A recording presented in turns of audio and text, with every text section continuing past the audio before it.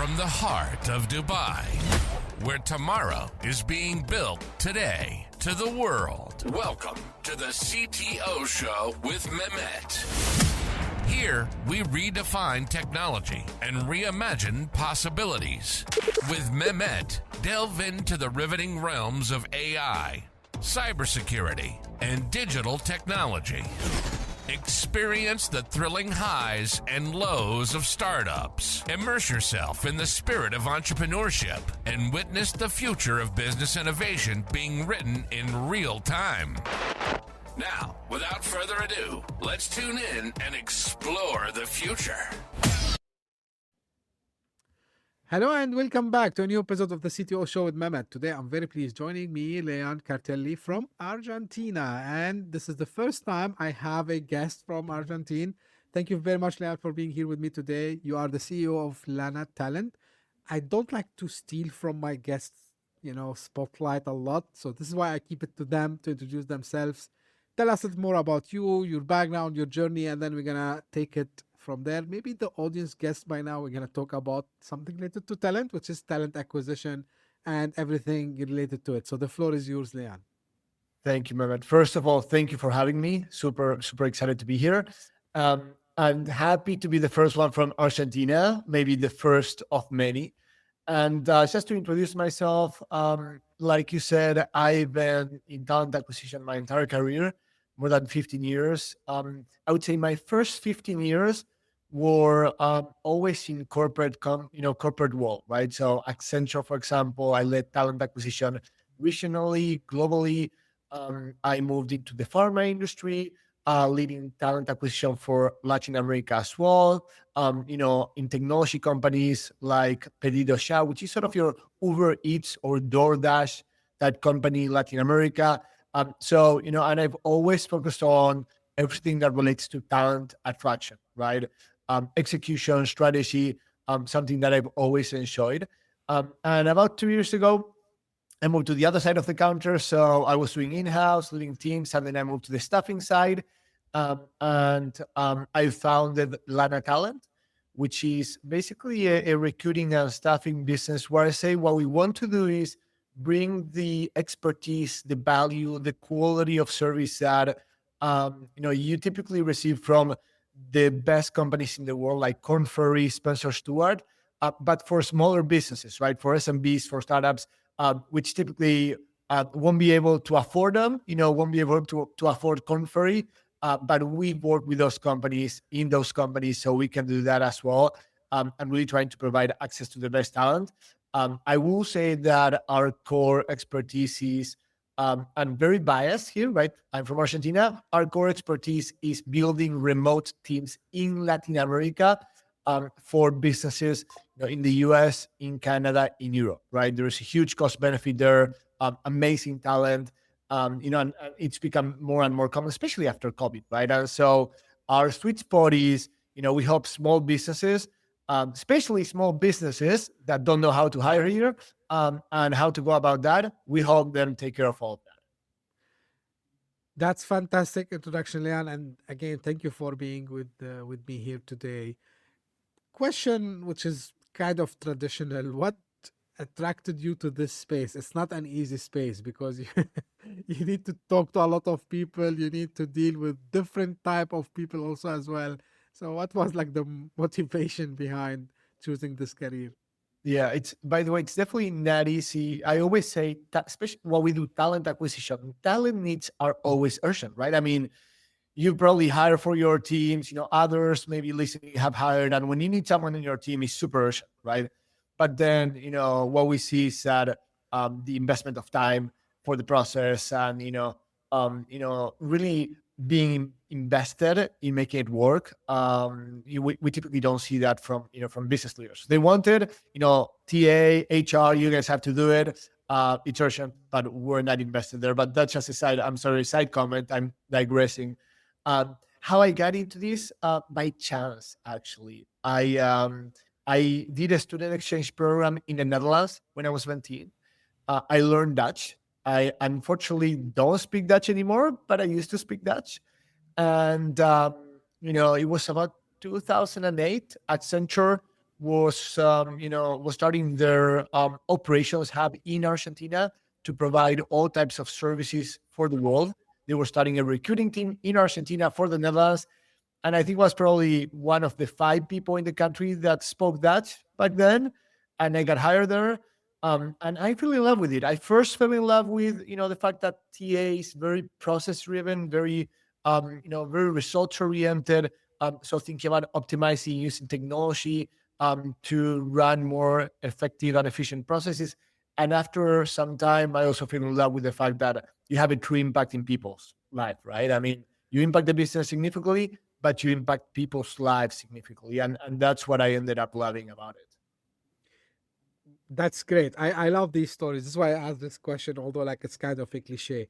Now, something, Leon, when it comes to talent acquisition. Um, so I think I didn't ask this question much, and I even if I did before with people who work in the same field, I like to take different opinions. Now, talent acquisition is one important function, whether it's a big company, small company, startup. Um, Now, why do you think, especially for you mentioned one of the reasons which they don't know how to do it, right? Other than this, why companies they would come to Leon or any other talent acquisition company to deal with rather than going themselves and searching? Because sometimes it's not depending on the size of the company, it's more on the maybe personality of the hiring manager that they like to go and do the stuff by themselves and all this. But why it is better?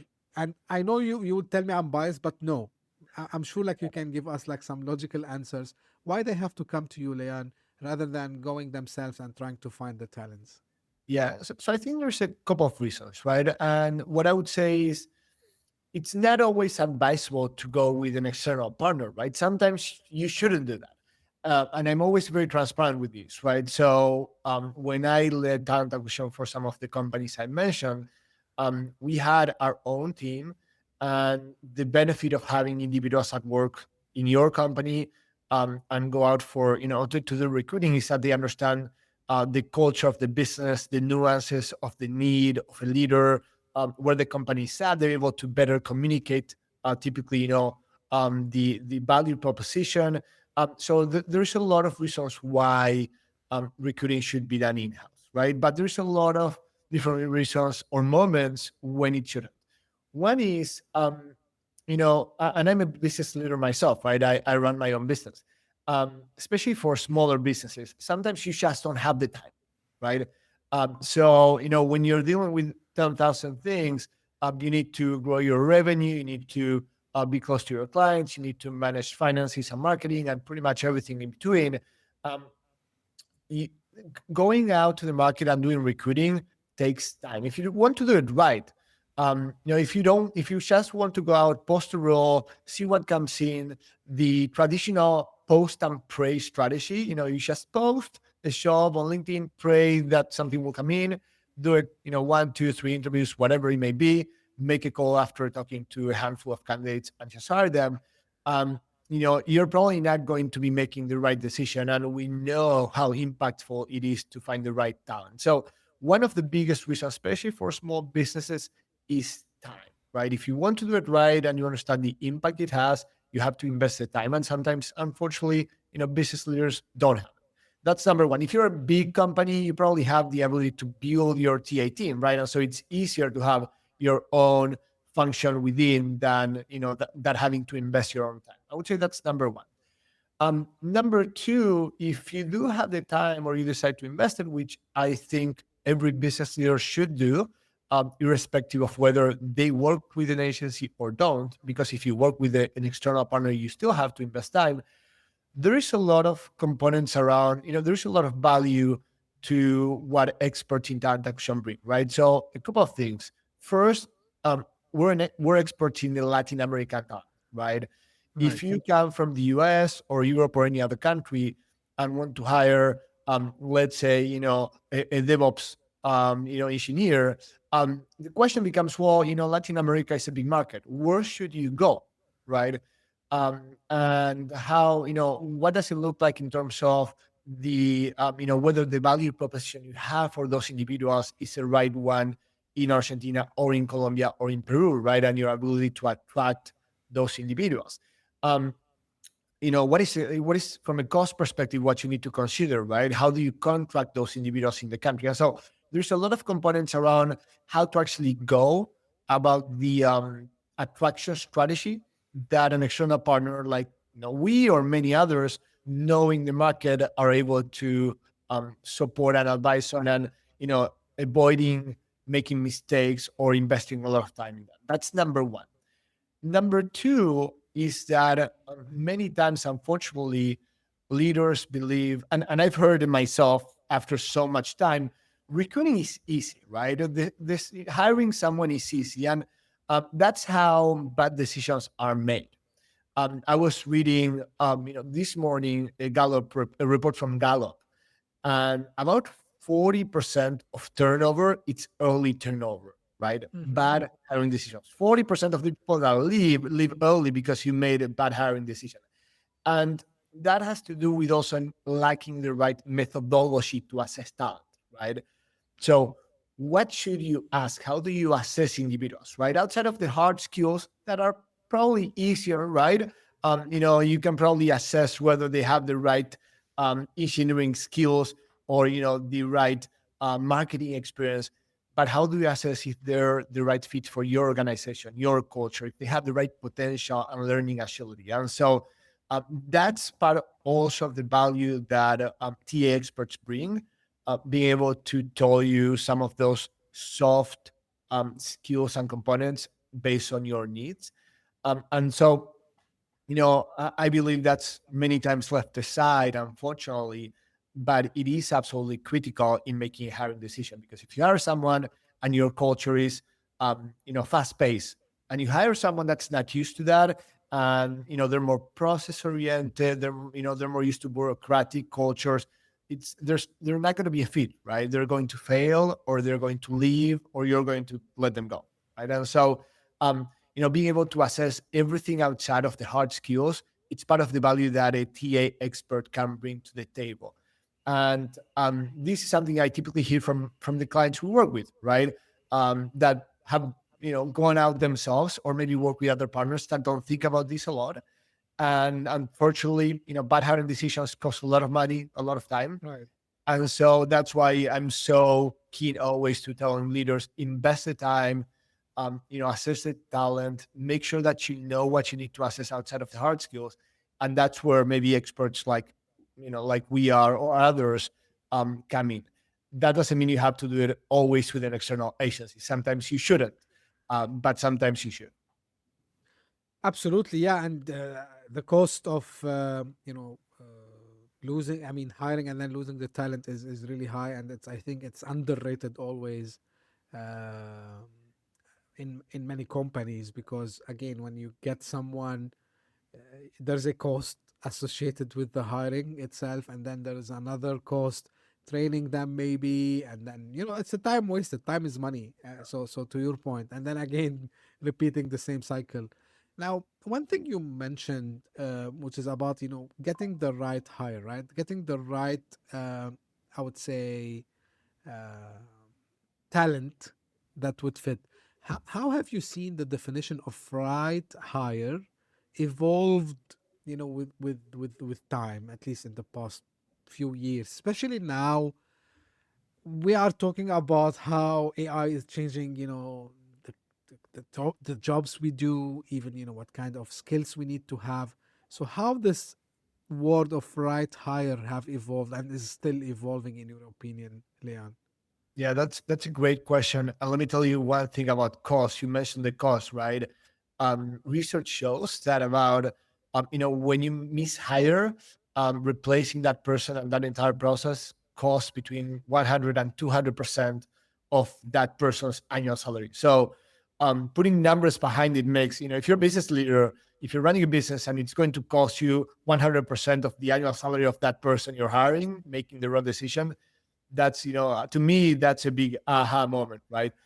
So you're spot on that one.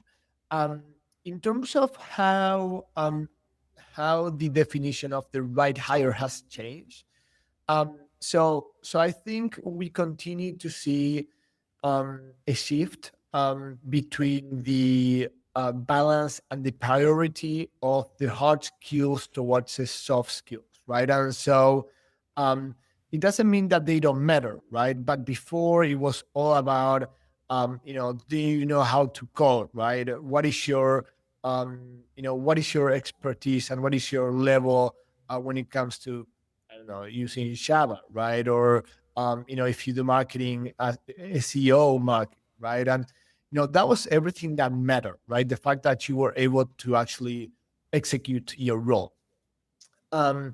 Now that, especially with AI, we've seen that continue to change because a lot of the things that we do, we're not doing anymore, right? We have an AI tool enabler that does it for us. And so more and more we've continued to see, I think this started many years ago, but we continue to see it a lot, is the shift to prioritizing soft skills as part of the hard decisions, and then that relating to the performance and success of individuals that join the company. So for example, skills that are being prioritized relate to communication, collaboration, right? Your ability to navigate the organization, be assertive in how you express your ideas and the challenges, how you're able to, many times, depending on the function you're at, translate the business needs into actual functional needs, right? And so this is something, being able to collaborate with other areas. We in talent acquisition need to talk to tech leaders, finance leaders, operations leaders. And so being able to build relationships makes a big difference. Business acumen, right? Understanding the business you're at. Those are things that become more and more relevant.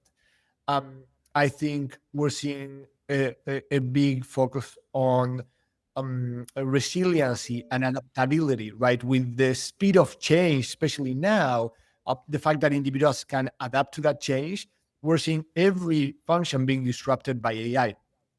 And what we're seeing is individuals that are able to adapt to those changes, that are able to incorporate the tools, that have the learning agility, which is another skill, the learning agility to learn those new skills. Those are the ones that are being more successful, and those are the skills that are being valued right now. The World Economic Forum on the research this year said that 50%, so that's half of the workforce, will need to be reskilled in this new world. And so if you do have that learning agility and that adaptability, and you're able to incorporate those skills and those learnings, then you're going to be successful. And that's what organizations are really looking for, right? Whereas before, it was how many years of experience we have with this technology, with this skill, which still matters, right? It continues to be important. But when you have two candidates, one next to the other, with the same years of experience, but one, that, are more resilient, are more adaptable, are able to communicate better, those are the skills that are being prioritized. And that's really what a right hire is going to mean from now on for organizations. Absolutely. Now, a question that I think I didn't ask much.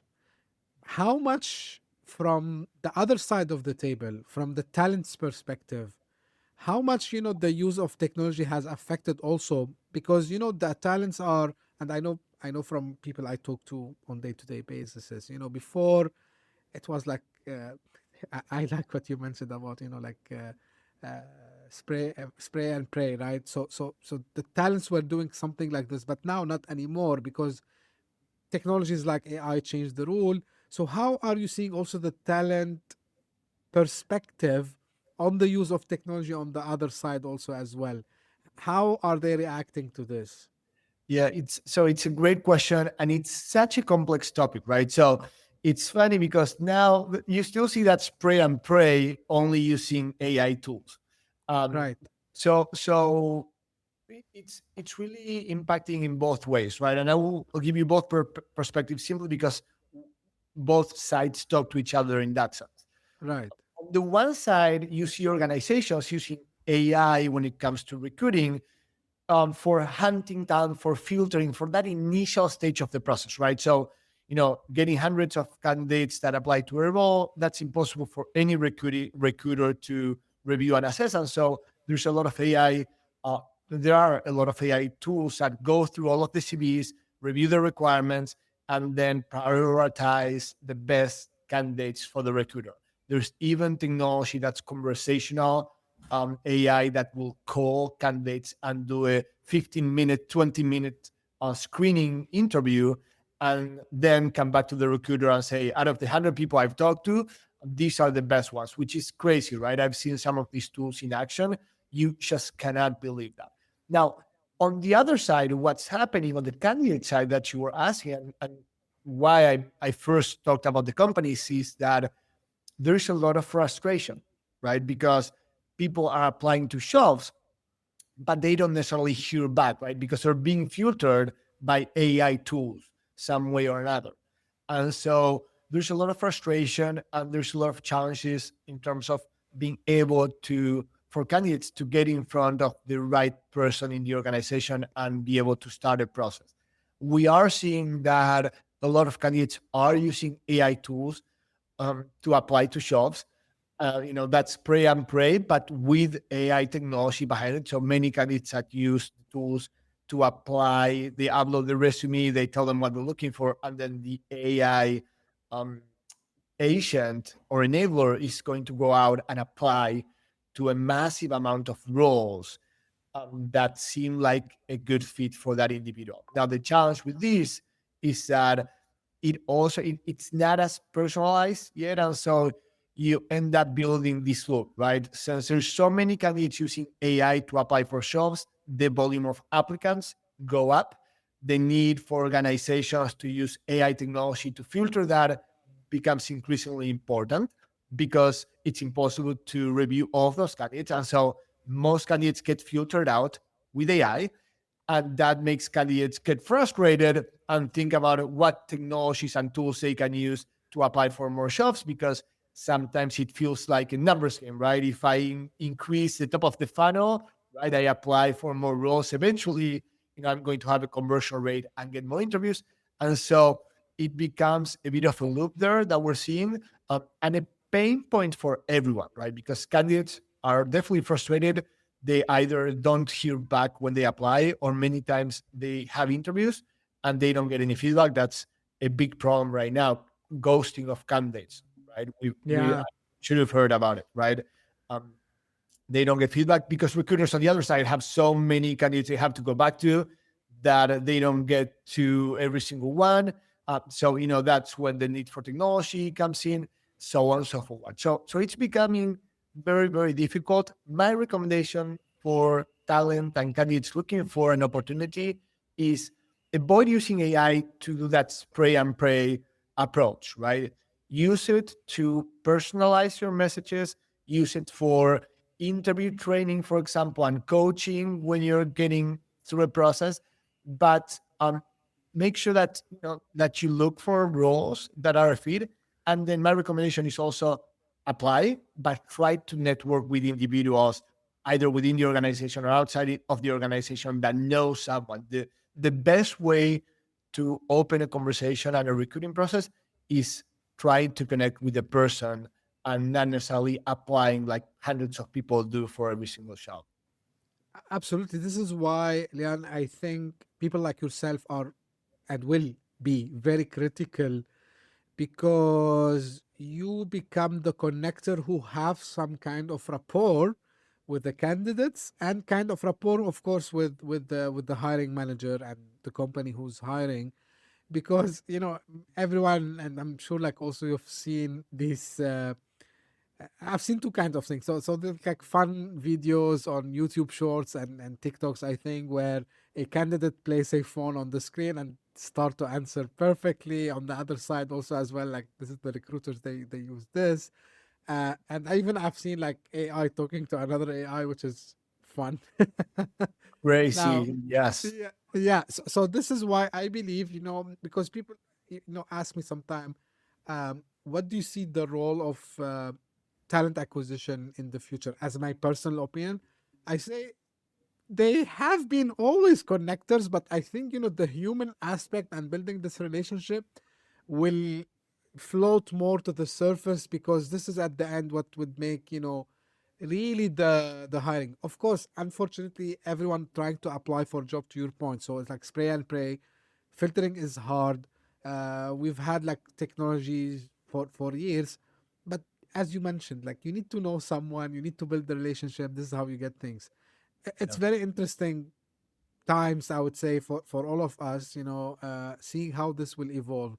But beyond this, because there's one thing that I think uh, people, it's underrated, let me call it this way.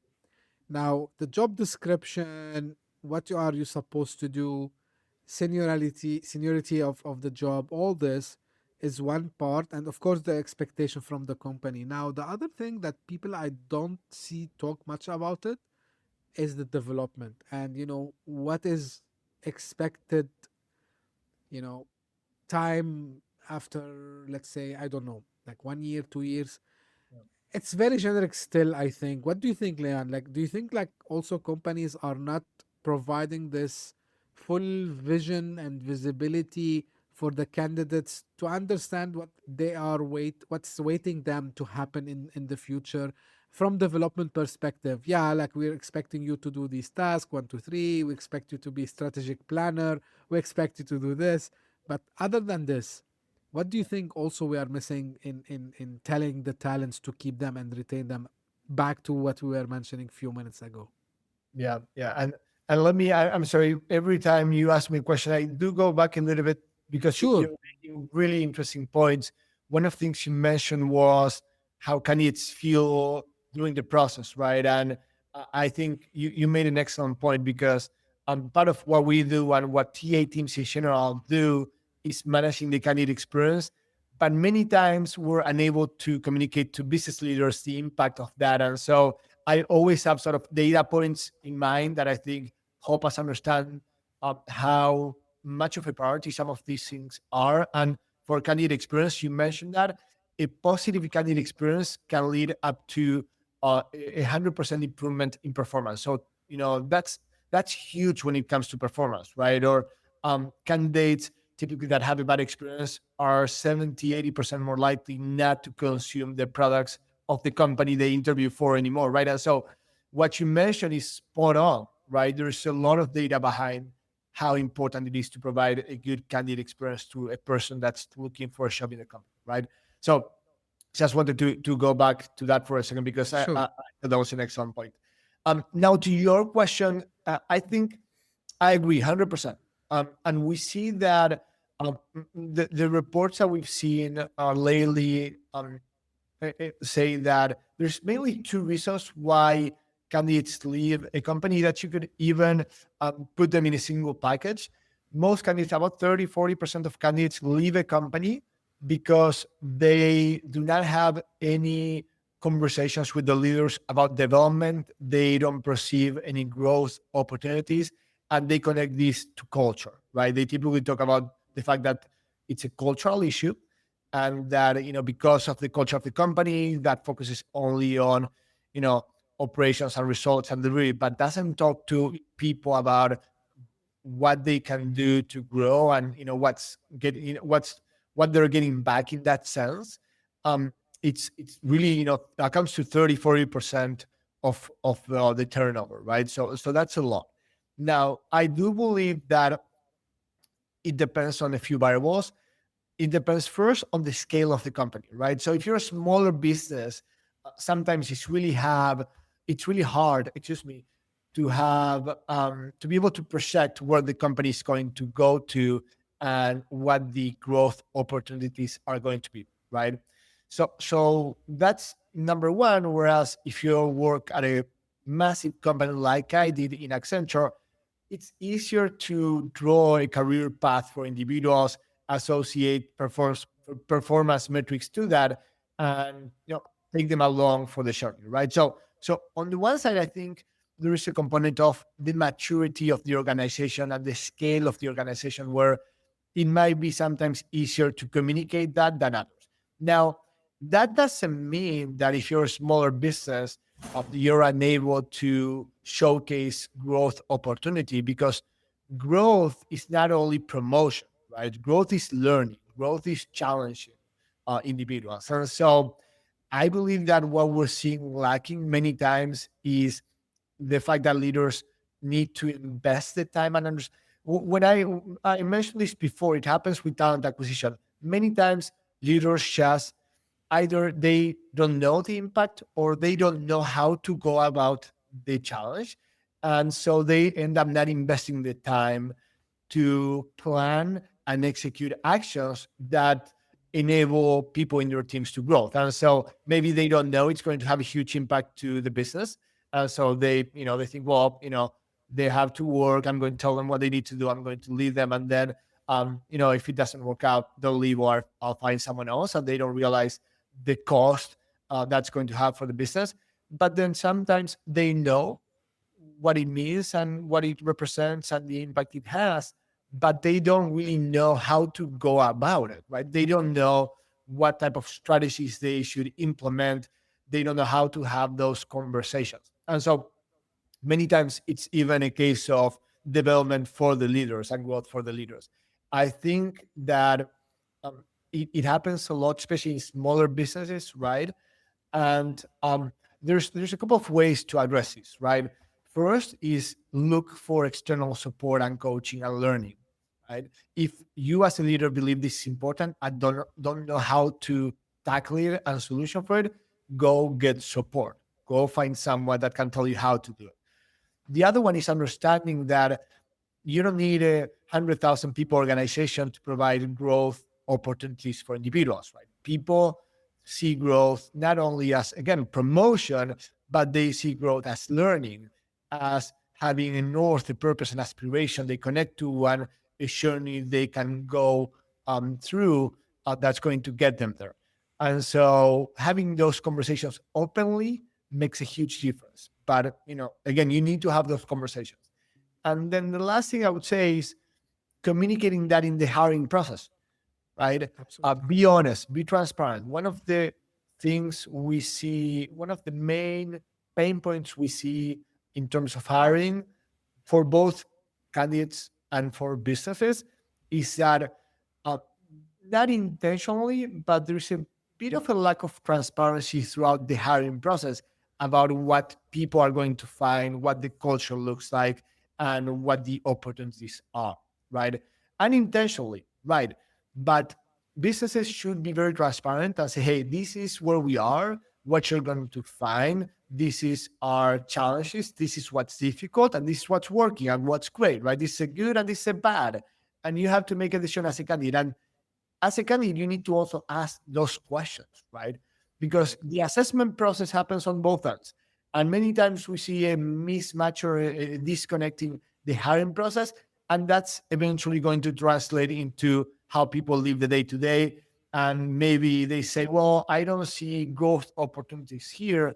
And maybe that was something super clear during the hiring process, but the conversation didn't take place. And so it's definitely it's definitely connecting those dots throughout. Many organizations are creating talent organizations, not talent acquisition, talent development, right? Yes. That's separating both. Just one talent organization that looks at the entire journey, and then having the conversations, being transparent, and giving the tools to the leaders so they can have them, because many times they just don't know how to. And that's a cultural thing, right? Intention and then the toolkit. I can't agree more, Leon. And I think, especially from startup perspective, as I was telling you before we start the recording, I cover a lot about startups. I think this can be a make it or fail it for startup organizations. I liked when you mentioned the trust and the transparency, right? And I'm not sure how often it happens nowadays because I don't have to go and apply for jobs, or I'm not like reach out by talent acquisition people much as before. But one of the things that used to happen, especially if it's a new business startup or maybe something like this, is this false. I would I don't like to call it information, but like they give you the wrong vibes, right? Like, yeah, like we are, for example, I don't know, like inventing something. It's a pitch. I understand. You need to pitch. By the way, when I go and mentor some entrepreneur to be entrepreneurs, I tell them you need to pitch not only investors, like if you're gonna do it yourself, maybe you need to also go pitch people to work with you, right? And you're gonna pitch even the talent acquisition person or company you're gonna work with, so they are also able to understand what you're doing, but don't give them the wrong vibes. If you are still new, you have to say we are new. Like we have 100 customers, that's fine. Don't go and say, hey, we have like 10,000 customers and we are like, tell what it is. Yeah. So when I come and join, I understand. Because one thing, Leon, and I'm sure you can, agree with me on this, especially for startups and small businesses, this is what we call it the growing pains.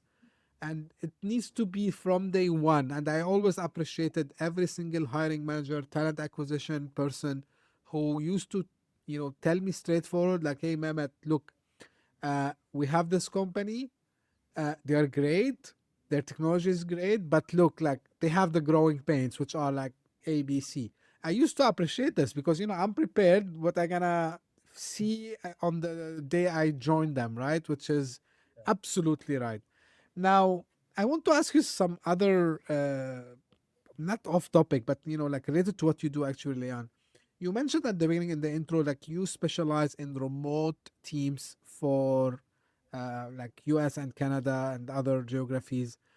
How, this, let's call it this way, tailwind that happened during COVID helped, this to become the mainstream? And is it now really true that every company almost in that market, they go for remote first rather than asking for someone to come and sit in the office? How things developed since COVID till now? Yeah, so I would say definitely we've definitely seen an acceleration through COVID because of COVID, right?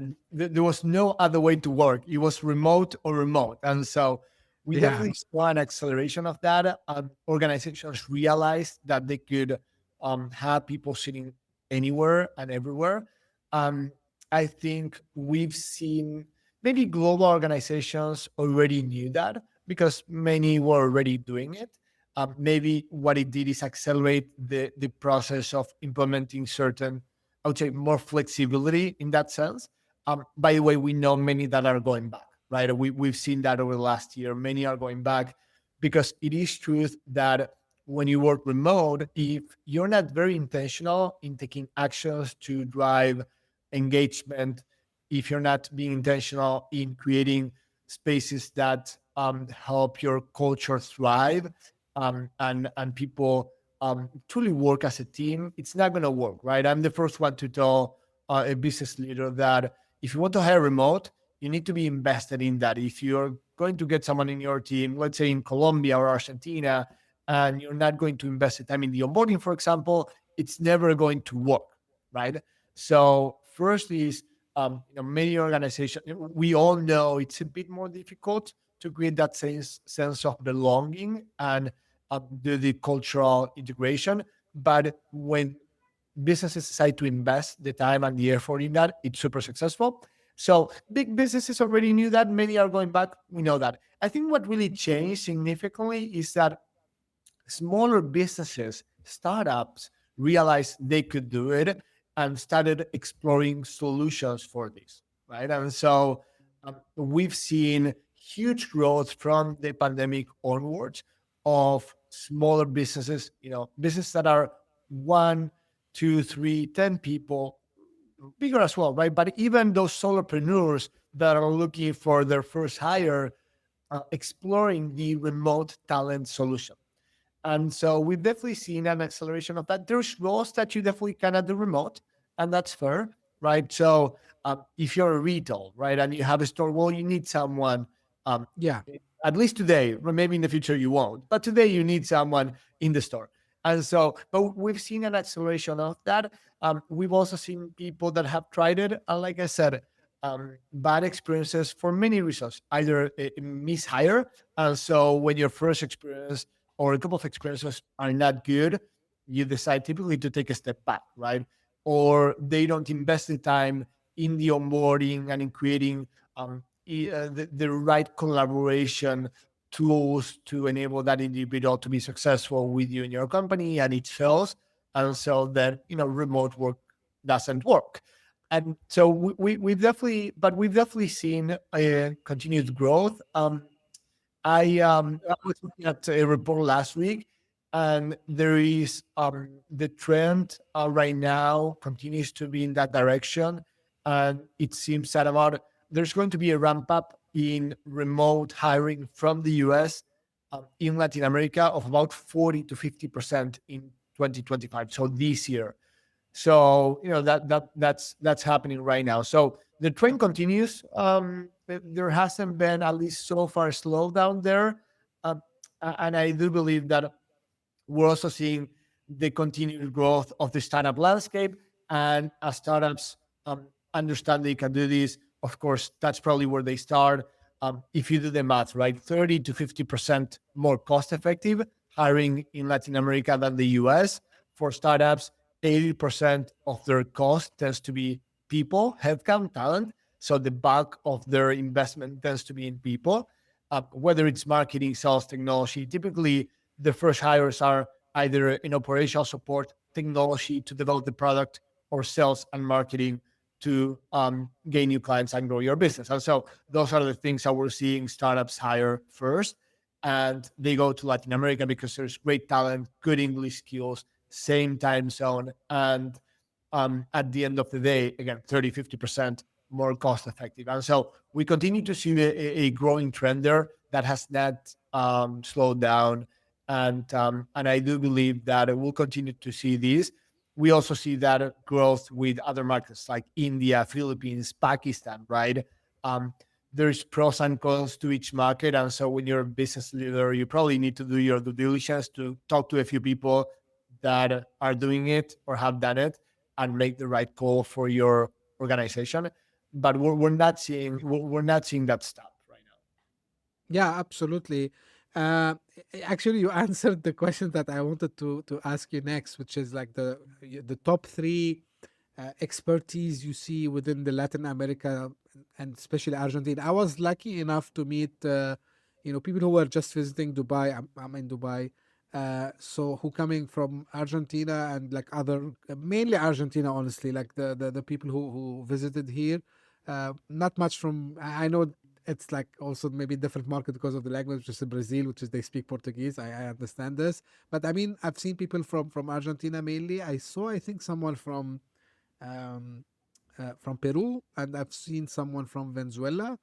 But mainly, like I've seen people visiting from Argentina, and really small people, like sharp people. So to your point, like first it's operations, second technology, and the third was It's sales for marketing. So sales and marketing. yeah, operations tends to be more. You need, you're a solopreneur. You need an EA to help you Yes. with your day-to-day tasks, right? So that happens a lot. So that's number one. Number two is for product companies. You're developing your product or you're growing. You need software developers, whatever you may need in the technology round. Then that's number two. And then for small business, again, the priority is growth. And so, there is a lot of, sales talent, right? SDRs, BDRs, account managers. So a lot of hiring of that marketing. There's a huge, there's really top marketing talent in Latin America. And more and more people in these functions have been working and continue to work for US businesses, right? So they understand the US market. It's not like you're hiring someone Yeah. that knows marketing for Argentina and the channels are not the same, and they need to rethink the copy because how you get the attention from someone in Argentina is different than the US. The people here are working for US businesses, and so they understand what's needed and what's required.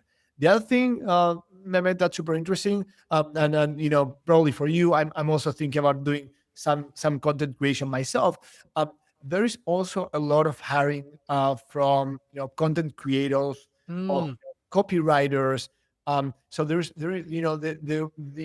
it's been one of the highest growth areas, of content course. creators and content creation businesses hiring designers, copywriters, all type of talent that relates to that industry.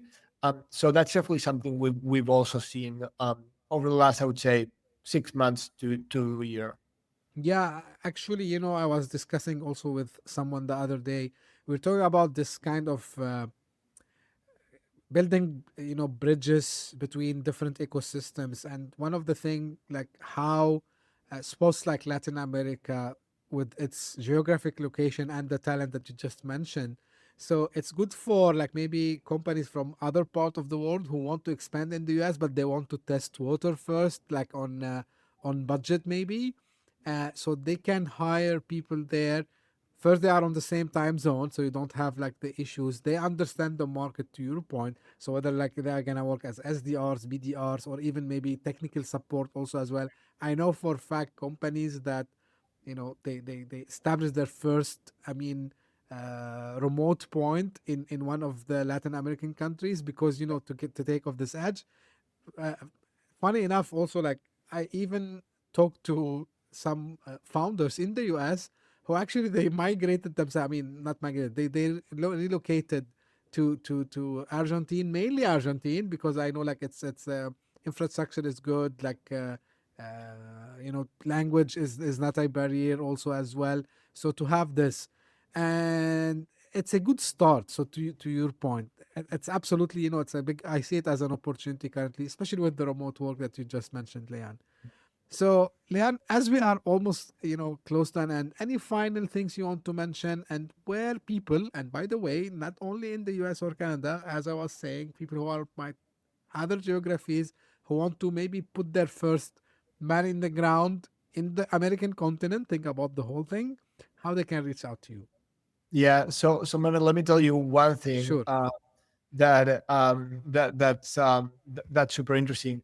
We started the conversation talking about why or when it makes sense to work with a partner, and you mentioned something that I thought was very interesting. In Argentina, there is the right infrastructure to work remotely, and understanding the region is important because there's other countries where it might not be the case. So, for example, things we take for granted, internet connection, right? Right.